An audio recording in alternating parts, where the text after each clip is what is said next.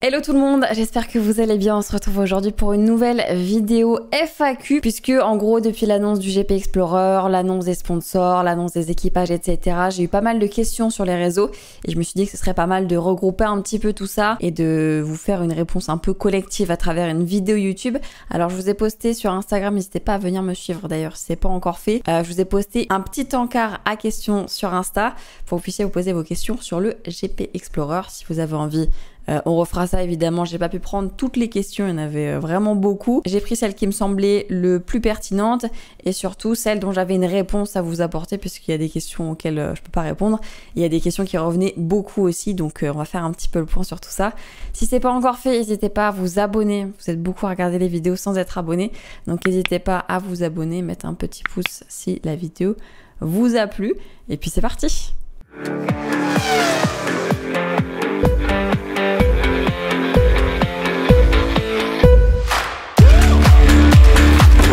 Normalement j'ai pris pas mal de questions, donc on devrait faire le tour des vôtres. Et encore une fois, si j'ai pas répondu à vos questions, des fois je fais des petites FAQ comme ça sur Insta ou au pire on en refera une sur YouTube. Mais je pense que déjà on va répondre à pas mal de questions là. Donc ça devrait un peu éclairer votre lanterne. Alors première question, elle vient de Ilan, mais vous avez été beaucoup à me la poser. Est-ce que tu appréhendes la course? Oui et non. Je suis hyper stressée, genre je stresse déjà alors que c'est dans 4 mois je crois, 4-5 mois. Ça me stresse beaucoup, mais en fait c'est pas la course qui me stresse, moi c'est les qualifs surtout qui me stressent. Parce que bon bah la course, c'est difficile de se faire des scénarios puisque de toute façon on peut faire n'importe quel scénario, ça se passera jamais comme on l'a imaginé. Mais ouais la qualif, en fait je trouve ça limite plus... Enfin... Pour la perfo en soi, la qualif c'est le moment le plus important de la journée parce que c'est là où il faut faire ton meilleur tour pour après être bien positionné et avoir le moins de voitures à remonter pendant la course qui va pas être facile en 15 tours. Donc vraiment la qualif c'est hyper important. J'appréhende un peu, j'ai peur de faire une mauvaise qualif et de partir loin, j'ai peur de casser la voiture en qualif parce que d'un côté c'est là où tu dois dépasser tes limites et du coup c'est au moment où tu peux faire le plus d'erreurs, donc ouais un petit peu d'appréhension mais plus sur la partie qualif que sur la course. Mais non sinon juste trop hâte d'un côté. Et d'un côté, je me dis que c'est passé super vite, qu'on a déjà fait 3 sessions de training. Il en reste quelques-unes là, mais ouais, l'aventure passe super vite. Donc il faut bien en profiter. Deuxième question, et je pense que c'est la question que j'ai le plus eu d'y tourner sous différentes façons. Mais en gros, la question de Ben, c'est quelles sont tes ambitions pour le GP? Alors, mes ambitions, ma position visée, etc. Évidemment, en tant que je finis, je suis contente, mais on va dire le scénario le minimum que j'attends de moi-même, c'est... J'aimerais vraiment faire un top 6. Vraiment minimum du minimum 10, mais... Je serais satisfaite d'un bon top 6, mais ça va être très très chaud, parce qu'il y a du très lourd devant. Et après, en fait, je me dis, de toute façon, à la régulière, en termes de vitesse pure, je pourrais jamais aller au-dessus du top 3.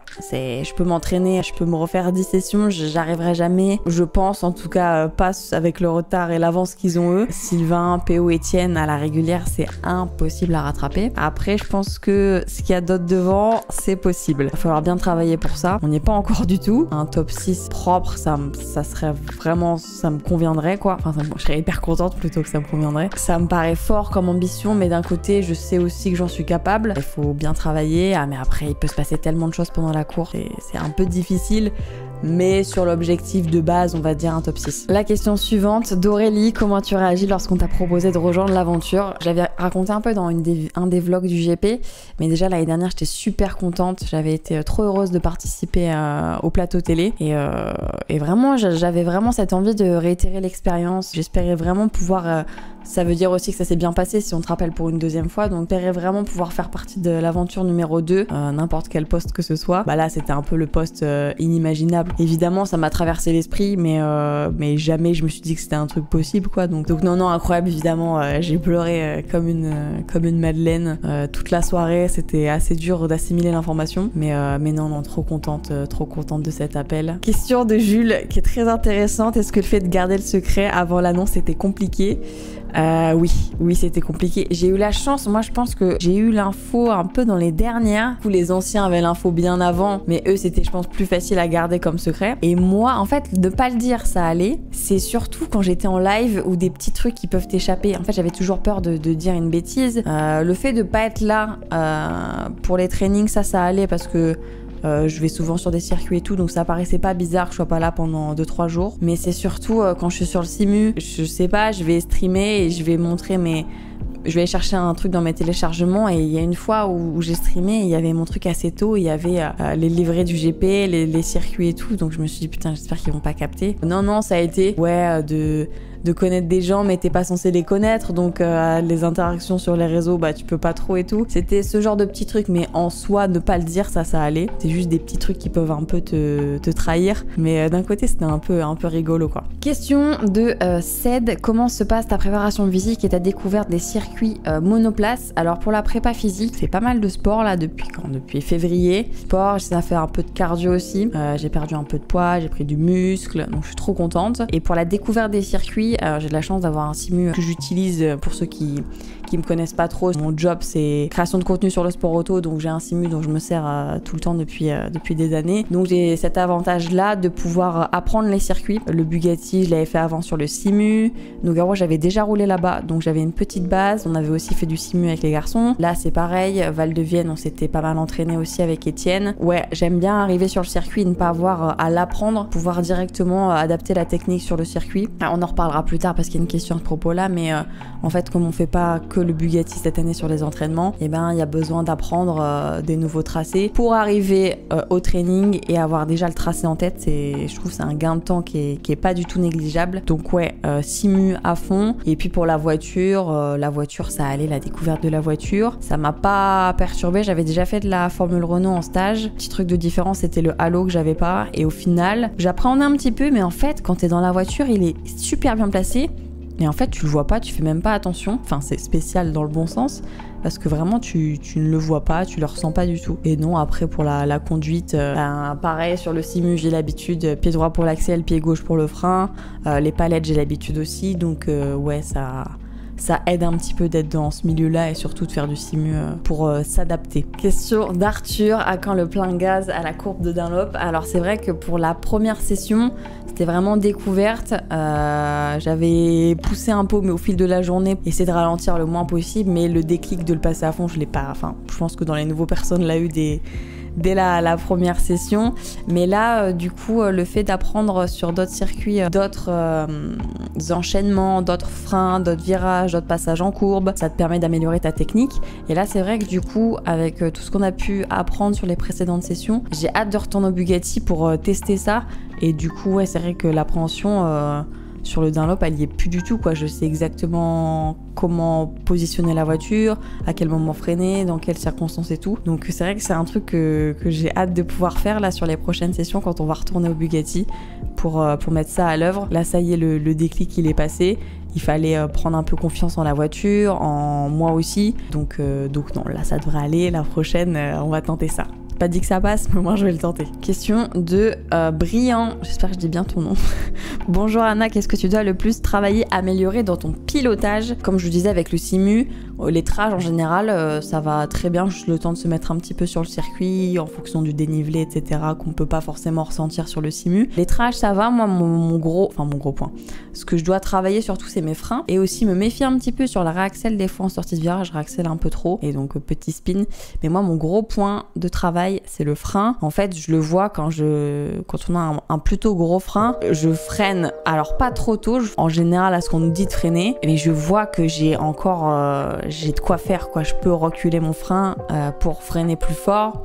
Et donc du coup minimiser le temps de freinage et pouvoir réaccélérer beaucoup plus vite et tout. C'est vraiment mon point d'amélioration, c'est mon frein. En fait, il faut réussir à déconnecter le cerveau et à faire comprendre à ton cerveau que bah non, on va pas freiner là, on va freiner plus tard. Ouais, c'est un peu contre-intuitif pour le cerveau de faire ça, mais il faut, et c'est comme ça qu'on va faire aussi travailler notre dégressif qui est hyper important aussi en conduite sport auto. Donc ouais, mon point de travail, c'est apprendre à freiner plus tard et plus fort du coup pour ensuite mieux prendre les virages et perdre le moins de temps possible. Question que j'ai beaucoup eue aussi, surtout quand on a annoncé les équipes, pourquoi le choix du numéro 16? Alors le numéro 16, tout le monde a cru que c'était pour Charles Leclerc, alors bien que ce soit un pilote que j'adore, le numéro 16 c'est juste parce que c'est un chiffre que j'aime bien, c'est ma date de naissance, je suis née le 16 mai, et c'est vrai que c'est un chiffre que j'aime bien. Au début j'ai eu peur parce que Sylvain l'avait l'année dernière, donc je me suis dit ah bon bah dommage, pas le 16. Et en fait, comme Sylvain a gagné, il a pris le numéro 1. Du coup, j'ai pu récupérer le numéro 16. Mais oui, j'adore Charles Leclerc, mais c'est pas pour lui. Hein. C'est juste un chiffre que j'aime bien. C'est ma date de naissance, quoi. Question hyper intéressante de Nathan. Pas trop de pression d'être une femme venant du sport auto et de se sentir obligée de perf. Alors, oui et non. C'est pas le fait d'être une femme qui me fait que je sens obligée de performer parce que, bon, je vois bien dans les filles qui roulent avec moi au GP qu'on n'a rien à envier aux garçons et on est très bien. Par contre, dans le sentiment de se sentir obligé de performer, je l'ai par rapport à mon vécu avec le sport auto. C'est vrai que c'est un peu une pression que je me mets. Je me dis, mais si je me chie, mais c'est mon milieu que je représente, quoi. Donc c'est un peu la honte, même si évidemment ça arrive. Je touche du bois, mais ça peut arriver, sans que ce soit même forcément de ma faute. Mais ouais, ce sentiment d'être, enfin pas d'être obligé, mais que ouais, si je me chie, c'est un peu la honte, quoi. Et ouais, par rapport au fait d'être attaché au sport auto, de travailler là-dedans, de côtoyer ce milieu-là intensément. Enfin, je passe quasi tous mes week-ends sur circuit, dans des championnats et tout. Je sais comment ça fonctionne, je connais bien le milieu, donc petite pression par rapport à ça. Mais non, dans le fait d'être une femme, pas spécialement, c'est trop cool. On est plus de filles que l'année dernière cette année, donc ça c'est trop bien. Et quand je vois les filles qui sont avec moi, en fait, on est toutes hyper déter, on est toutes à fond dedans, franchement c'est trop cool. Question d'Alex, tu penses qu'il y aura plus d'esprit de compétition par rapport à l'an dernier? Alors l'an dernier j'étais pas là sur les entraînements, je voyais pas trop comment ça se passait, mais d'après ce que j'entends, oui je pense, tout le monde, enfin les anciens en tout cas disent beaucoup que même c'est plus sérieux, ils sont plus focus sur la technique, etc. cette année. Mais c'est vrai que ouais, tu sens du coup entre les anciens, l'année dernière ils avaient beaucoup d'appréhension sur la course, et là du coup ils sont plus en confiance, donc ils peuvent plus jouer la compétition, et ça se sent, surtout les trois devant, là c'est la bagarre. Et ouais, en gros ils ont débloqué des choses de l'année dernière, et du coup ils sont vraiment dans ce mode compétitif. Et nous les nouveaux, on a aussi un peu ce truc de se dire bah ouais on est nouveau, mais si on peut vous mettre la pilule, on va vous la mettre quand même, quoi. Donc ouais, mais c'est hyper sain, c'est pas un truc où on va se tirer dans les pattes et tout. On s'aide tous, on est tous là les uns pour les autres quand il y a un petit souci pour quelqu'un et tout. Franchement c'est vraiment bonne ambiance, mais ouais ça bosse, et on n'est pas là pour faire les foufous et faire n'importe quoi. C'est vraiment sérieux, tout le monde est reconnaissant d'être là et travaille vraiment, quoi. Question de Théo, tu es dans quel état d'esprit actuellement? Tu te sens plutôt confiante? Je suis passée par 3 phases là, avec les 3 trainings qu'on a eu. Le Mans c'était vraiment découverte, la toute première session. Évidemment je me sentais plus à l'aise que les autres nouveaux, mais ça c'est tout à fait normal par rapport à mon passif, par rapport à des gens qui avaient à peine le permis ou des trucs comme ça. C'est logique que je me sente plus à l'aise dans la voiture, sachant que j'en avais déjà fait. Ensuite il y a eu la phase Nogaro, où c'est pas que ça s'est mal passé, mais je suis vraiment pas repartie de Nogaro en étant contente de moi. C'était vraiment un peu une session entre le jour 1, les exercices où moi j'en ai chié un peu, je me suis pas fait peur, mais j'ai eu peur de casser la voiture. Du coup après fallait que je reprenne confiance, ça s'est pas fait l'après-midi même. Le lendemain matin ça allait mieux. En général la dernière session c'est là où ça allait mieux, et nous il pleuvait, donc c'était c'était un peu en demi-teinte. Je suis repartie de Nogaro un peu ouais bof, et là Val de Vienne ça s'est super bien passé, j'ai adoré le tracé. Je sens que j'ai hyper bien progressé, j'ai bien travaillé, les instructeurs étaient super contents de moi, donc je suis vraiment repartie du Val de Vienne assez fière de moi. Donc confiante non, parce que je pense, je sais de quoi je suis capable, je sais que j'ai les capacités, mais je sais aussi qu'il y a du très lourd devant, donc je suis confiante oui, mais je suis pas à un niveau de confiance je vais tout niquer et je vais ken tout le monde, pas du tout. Il y a encore du travail, j'ai encore plein de choses à améliorer. Je me suis sentie à l'aise au Val de Vienne, mais la course c'est pas au Val de Vienne, donc à voir aussi sur le Bugatti, là où les anciens ont beaucoup plus d'expérience et où eux ils sont à l'aise et confiants. Il y a encore beaucoup de choses à voir. J'ai vraiment hâte de retourner au Bugatti là pour mettre en œuvre tout ce qu'on a appris, de prendre plus confiance en moi Et en la voiture aussi, parce que malgré qu'on ait fait quelques sessions, on connaît pas toutes les réactions de la voiture par cœur. Il y a encore des mises en circonstance à apprendre, etc. Mais non, on est sur une bonne base. Pour l'instant, je suis contente de moi. Je sais que je peux mieux faire, hein, comme d'hab, mais non, je suis assez contente pour l'instant. Question aussi qui a beaucoup interloqué pour l'annonce des voitures, des sponsors, la voiture que je vous mets ici si vous l'avez pas encore vue.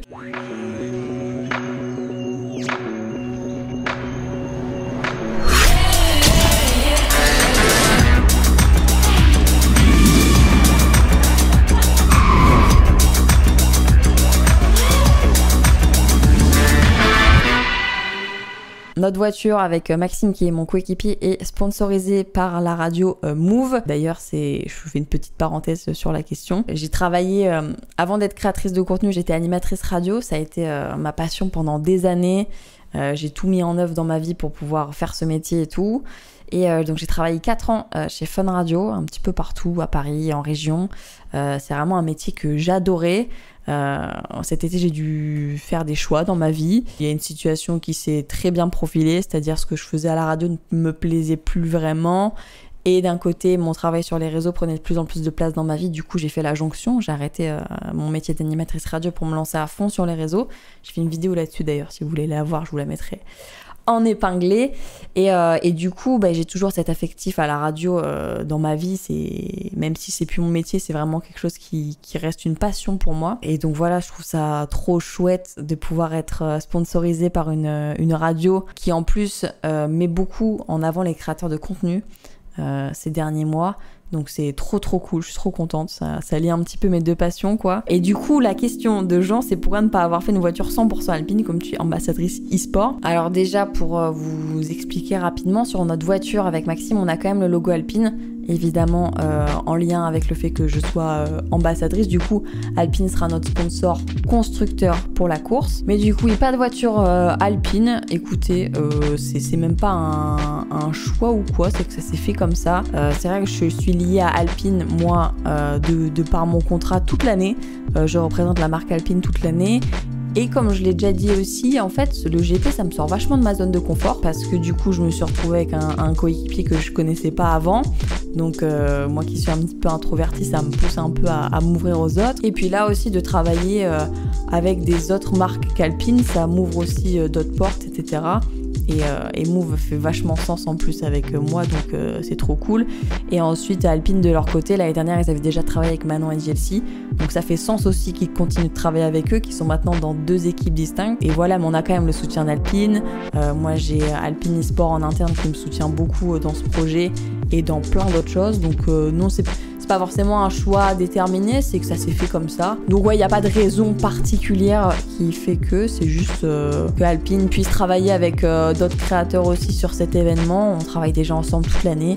Et puis moi aussi de pouvoir rencontrer d'autres marques et d'autres personnes sans non plus être loin d'Alpine. Au final, ça s'est fait comme ça et je pense que tout le monde est content de ça. Question de Hugo, déjà une idée du casque? Oui, mon design de casque est terminé. Il a été envoyé en production. Alors j'ai aucune idée de quand est-ce qu'on va les avoir, mais évidemment je vous montrerai dès que je l'aurai. Pour vous donner un petit ordre d'idée, c'est Adrien Pavio qui m'a fait mon design de casque. Adrien, c'est celui qui fait les casques de Charles Leclerc, de Pierre Gasly, de Romain Grosjean, de toutes ces grandes personnes. C'est pas une obligation de passer par lui, c'est vrai que c'est quelqu'un que je connais un peu dans la vie et qui est très cool. Donc j'étais trop contente de pouvoir travailler avec lui là-dessus. Et il a compris direct ce que je voulais. On a fait ça ensemble, on a pris le temps et tout. Et non, je suis trop contente de mon casque. Il est assez simple, mais avec des petits détails qui me tiennent beaucoup à cœur. Et puis, non, vous le verrez bientôt. Ça ne devrait pas vous étonner un petit peu, le design, les couleurs et tout. Ça ressemble beaucoup à ma DA, donc ça ne devrait pas trop vous étonner, mais je suis très contente de mon casque, ouais. Question de Mathieu, mais on y a répondu un petit peu tout à l'heure. Dans quelle mesure le fait de rouler sur d'autres circuits que Le Mans vous aide à progresser? Et comme je disais tout à l'heure, en fait, le fait d'apprendre d'autres configurations, c'est apprendre aussi d'autres types de virages, d'autres types de courbes, d'autres types de réaccélération, en fait. En plus, on fait des circuits assez techniques, nos garrots étaient assez techniques, le Val de Vienne était très technique. On va aller à Dijon aussi, là, dans quelques semaines. Dijon, on va pouvoir apprendre à faire du gros frein aussi, puisqu'il y a de la grosse ligne droite et des courbes, du dénivelé et tout. Donc en fait, chaque nouveau circuit qu'on apprend, ça nous fait progresser la technique. Donc certes, on aura moins d'habitude et moins de confort au Bugatti, je pense. Mais d'un côté, en termes de technique, on apprend plein de choses. Vous voyez, au Val de Vienne, moi, j'ai appris des choses. Et aujourd'hui, quand je refais du simu sur le Bugatti, bah, je me dis, ah bah oui, bah ça, je peux le faire ici puisque je l'ai appris au Val de Vienne. Je sais comment prendre un double virage ou je ne sais quoi. Mais ouais, en fait, le fait de travailler sur d'autres configurations, techniquement, ça sert à devenir un peu plus pointilleux, à apprendre des choses, à assimiler et de pas se cantonner juste au Bugatti, tu l'apprends, tu l'as par cœur et puis sans vraiment comprendre pourquoi tu fais tel ou tel. Là du coup ça permet de mettre en application sur plusieurs circuits et de peut-être aussi mieux comprendre certaines choses au Bugatti. Question de Olivier, avez-vous vos chronos? Si oui, où tu te situes par rapport aux anciens? Alors j'ai pas les chronos de tout le monde, moi je fais un truc pendant les sessions. Je me chronomètre moi évidemment. Enfin en fait nos ingés en autant mais nous les donnent pas. Donc moi je me chronomètre, c'est pas moi qui le fais. Et soit je prends le temps d'Étienne, soit de PO, soit Sylvain parce que c'est les trois qui sont devant. Et c'est un peu mes points de référence quoi, je me base sur les meilleurs. Il me semble qu'au Val de Vienne je vais genre à 3-4 secondes de PO, qui était je crois le plus rapide au Val de Vienne. Donc ça va. Mais d'un côté, ça peut paraître proche, mais il me semble que dans les timings, alors je vais faire une grosse fourchette, je crois que dans les temps au Val de Vienne, parce que Nogaro, c'était un peu compliqué les temps, et Bugatti, on était en découverte et tout. Bugatti, j'étais à 13 secondes d'Étienne et à 8 secondes des nouveaux, donc j'étais vraiment dans une bulle à part quoi. Non, et du coup au Val de Vienne, il me semble que c'était entre 6, 7, 8. Je vais être dans ces eaux-là, 6, 7, 8e. Donc un peu plus vite que certains anciens, ouais. Vraiment, je pense qu'il y a un groupe qui se dessine. T'as vraiment les 3 têtes. Après, il y a 3 outsiders qui se dessinent et je pense que moi je suis dans le groupe d'après, où on doit être 4, je pense, à pouvoir bien se battre, je pense, en piste. On doit se tenir, ouais, dans les entre la 6e et la 10e place, ce groupe-là. Mais voilà, pour l'instant, c'est à peu près ça. Après, c'est sur le Val de Vienne, hein, donc on était tous en découverte du circuit. Au Bugatti, ça sera peut-être sûrement pas la même donne, mais voilà, globalement, pour le dernier training, c'était ça. Question de Mélissa, est-ce que tu t'entends bien avec ton binôme? C'est vrai que du coup, je connaissais pas Maxime avant de le rencontrer à la première session. Évidemment, je savais qui c'était, mais on s'était jamais parlé ni rien. Et non, ça, je suis trop contente. Après, ça match avec tout le monde, hein, globalement, sur le GP, il y a une trop bonne ambiance, mais ouais, je suis contente parce que, bah, on vient pas... Enfin, moi, mes amis dans ce milieu... Pour beaucoup, c'est des gens du sport auto et Max, il a un affect aussi au sport auto, mais il va pas regarder les 24 heures de Daytona comme ça, par pure passion. Donc il y a un petit décalage là-dessus aussi, mais non, c'est trop cool, hein. Il est hyper investi et en plus il est bon, donc c'est trop cool. On a vraiment l'objectif du championnat constructeur tous les deux. C'est totalement jouable. Donc non, je suis trop contente d'être avec Max. On s'entend super bien, on rigole beaucoup, vous vous en doutez, je pense. Avec Gilles, ils sont toujours là. Dès qu'il y a une connerie à faire, ils vont la faire, sachez-le. Donc évidemment, je suis leur meilleur public. Mais non, trop bonne ambiance, c'est trop cool. Et puis encore une fois, ça me sort de ma zone de confort. Ça me permet aussi de découvrir d'autres personnes et d'autres milieux aussi. Donc non, trop cool et trop contente d'être avec Max. Question de DJ Dodoz, très beau nom. Est-ce que c'était facile pour toi de t'intégrer aux différents groupes de youtubeurs, streamers du GP2? Alors j'ai pris cette question parce que c'est vrai que bah du coup je suis la plus petite, alors pas en termes d'âge mais la plus petite en termes de grosseur de communauté. Je suis la plus petite de l'événement, ce qui est pas du tout un souci pour moi. Mais c'est vrai, c'est la vidéo du Mans où j'en parle un petit peu. Moi j'avais 1 ou 2 points de repère, c'était bah, évidemment PO que je connais très bien, il y avait aussi Bouzy que je connaissais, Étienne que je connaissais, mais c'est vrai que le premier jour quand on est arrivé on était que entre nouveaux et je connaissais, enfin je les connais de vue évidemment, mais je connaissais personne et eux se connaissent entre eux. Eux ils ont déjà fait des feats, ils se sont déjà vus sur des events et tout. Et j'étais vraiment, bah ouais, je suis la nouvelle, je débarque dans une école où je suis la nouvelle, quoi, et je connais personne. J'ai vachement de mal à m'ouvrir aux autres, à aller vers les autres. J'avais vraiment peur, au final, ça s'est super bien passé. Et après, bon, il y a ceux que je connaissais qui sont arrivés. On a appris un peu tous à se connaître aussi. Et puis au final, non, c'est maintenant, là, tout va bien. Mais c'est vrai qu'au début, sur le papier, c'était pas forcément évident. C'est un truc qui me stressait un peu. Et au final, non, maintenant c'est trop cool. Il y a des gens avec qui je m'entends super bien, je suis trop contente, c'est vraiment des belles découvertes. Encore une fois, sortir de sa zone de confort, découvrir des nouvelles personnes, s'ouvrir aux autres et tout. Ça fait partie aussi de l'aventure, donc ouais, trop cool. Et dernière question, alors je l'ai prise juste parce que c'est Evan. Est-ce que tu vas gagner? Ah non, c'est pas une question, c'est sûr. Question de Evan Gilter qui est ma pépite du championnat de F4 France, le vrai, hein, pas nous. C'est ceux à qui on vole les voitures pour le GP Explorer, puisque si vous n'êtes pas au courant, les voitures qu'on conduit, elles appartiennent à des pilotes qui roulent en championnat de France F4. Donc c'est un championnat que j'ai la chance aussi de suivre quasiment sur toute la saison, à part 1 ou 2 meetings je crois, puisqu'ils roulent souvent en même temps que le GT4 France que je suis. Donc c'est vrai que par exemple quand on a roulé à Nogaro, c'est vrai que les petits de la F4 ont roulé 2 jours avant sur le circuit, et du coup j'étais sur place, donc j'en ai profité pour rester avec leurs ingés, pour aller sur le muret pendant qu'ils roulaient, pour prendre un maximum d'infos et tout. Donc non, c'est rigolo. Et oui, donc on a des petits cracks comme Evan qui gèrent très bien le championnat, qui sont souvent devant, qui sont des petits cracks. Donc n'hésitez pas à suivre la F4 France si vous êtes sur un meeting un jour. Et puis force à toi Evan, c'est toi le boss. Écoutez, je pense qu'on a répondu à pas mal de questions. Je pense avoir fait à peu près le tour. Si vous en avez d'autres dans les commentaires, je pourrais y répondre aussi. Merci à tous pour vos questions qui étaient très pertinentes. C'était trop cool de vous lire. J'espère que la vidéo vous a plu, du moins que vous avez appris des choses. Et puis normalement dans quelques jours, allez, quelques semaines, 1 ou 2 semaines, je sais pas encore, il y aura le deuxième entraînement à Nogaro qui va sortir sur YouTube. Vous allez voir, là on va aller de désillusion en désillusion. Non, je rigole, mais ouais, c'était vraiment mentalement c'était pas ouf Nogaro pour moi, mais bon. Il faut des hauts et des bas, hein, forcément. Donc n'hésitez pas à vous abonner pour ne pas louper la vidéo. Moi je vous fais des très gros bisous et je vous dis à très vite. Ciao ciao.